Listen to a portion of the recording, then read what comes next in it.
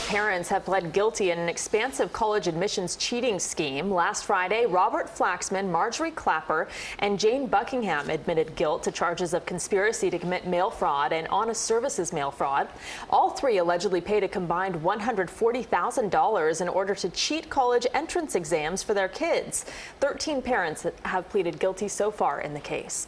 And the parents include Desperate Housewives star Felicity Huffman. And as the scandal continues to make headlines, we wanted to take a closer look at the impact it's having. CBS 4's Jim DeFede joins us now to explain what it means for students applying to colleges next year and lessons every parent and student should know. The scandal has led universities such as Yale, Stanford, and Georgetown, as well as the University of Southern California, to review their admission practices. So what happens next? Joining me now to discuss the ramifications of all of this is Neha Gupta, CEO and founder of College Shortcuts, which helps high school kids get into their dream college. Neha, thank you very much for joining us. Thank you so much for having me. I love Miami and the Miami Heat, so glad to be here. All right. Well, let's start with a different kind of heat, which is the heat that some of these parents are feeling in the cheating scandal. Was this scandal a huge surprise to you? I mean, you work in this area. You're a college, you help kids with their college applications. Was this a dirty secret that everyone sort of knew about? With the work that I've done at College Shortcuts for the last 12 years, I will tell you it definitely was a surprise. And yes, there has been a lot of families that probably did use the back door, but when we work with families, we actually interview every family we work with to ensure that they have the same types of values we do. And I think for a lot of us in the industry, it's very disheartening because it really puts a bad name to college consulting, when in reality there's a lot of us here that really love working with children, making sure that they're packaged correctly, and helping them through this process that can be extremely competitive. So what impact has it had on your industry? I think one of the things that's happened is a lot of families have gotten scared about using a consultant because of this situation. But I always lead it back to the fact that, when you look at even medicine, there are some doctors that have been found to inscribe their initials on people's bones. But that doesn't mean people don't still go to get surgeries or go to their doctor. So in the same way, I think families are realizing that this is a small case because it was barely 50 to 80 families when you look at the competition of 4 million students every single year. So I think most families are realizing that, still when parents apply to college, it was pre-internet. They know that all they needed were good grades and good scores. And now that can barely just get you in the door. There's so much more when it comes to the essays and resume that having that outside help can be very crucial. Well, let's talk about that for a second, because I think one of the things that came out of this for old folks like me is that this is a huge business. This is an industry. It's more than $1 billion industry when you look at the need for academic prep, test prep, all the different aspects of helping a student in the application process. But on top of it, I think what needs to be kind of addressed is the fact that a lot of students feel stress and anxiety. And to assume that no one needs a coach or a tutor or someone to assist would be ludicrous. It's very important for a lot of these students to get outside help during this time, because let's be real, and I'm sure you can say it too, teenage years are not always that easy. Well, I seem to remember something about that.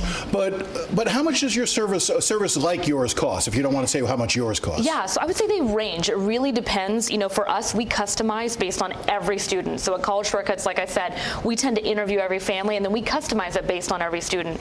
I think it depends on the type of company, if it's a mom and pop store, or if it's a Walmart-sized company. It really ranges. So it would be hard for me to say. But it's exactly thousands of dollars. It can range. You could have something as low as $50 an hour, or upwards of, I guess, apparently millions of dollars when you look at this case. So it's kind of like buying a pair of shoes. It really depends on if you want to go to Walmart and pay less for a pair of flip-flops, or you want to go to Neiman Marcus for a nice pair. Is there something inherently wrong with that in some way? I mean, even the phrasing that you used earlier, you said, helping the student be packaged correctly. Yes. The notion of we're packaging the children, we're trying to find ways to help them either write or work with them in writing their resumes, with their college essays, those sorts of things.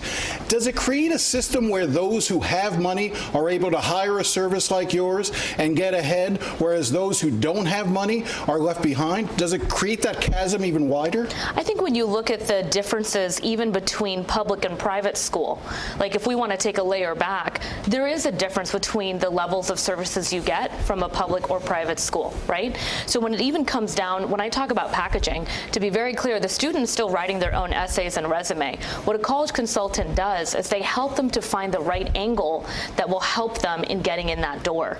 Because a student can do all the right things. They can have good grades, good test scores, but if they can't present themselves well, and this is a skill set to me that matters much more than just getting into college. This is something I'm trying to help students in internships, in after they get out of college. How are they going to use a good resume? How are they going to present themselves well in an interview?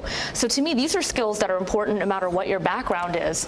But in general, I feel that packaging is one of the issues that I see all the time when we see even adults trying to apply for things, and they may have all the right ingredients, but because it's not packaged in a way that's easy and quick and presented in a beautiful way, it's really hard to get a sense of who that is. But again, that notion of those who can afford to get that advantage have the money. Granted, Felicity Huffman and Lori Loughlin can pay a lot more, but still, there's a disparity between those who can afford a service like yours and those who can't, isn't there? Absolutely. One of the things I did was I actually created online courses, and I'm very proud to say that if a family actually follows my work on Facebook and reads the books that I've published, I get emails all the time when a student that may have been disadvantaged utilized a $19 book of mine or watched me for free on Facebook, and literally they get into schools like Stanford and top schools just because I'm so passionate about what I do. So I will say that yes, there is a chasm between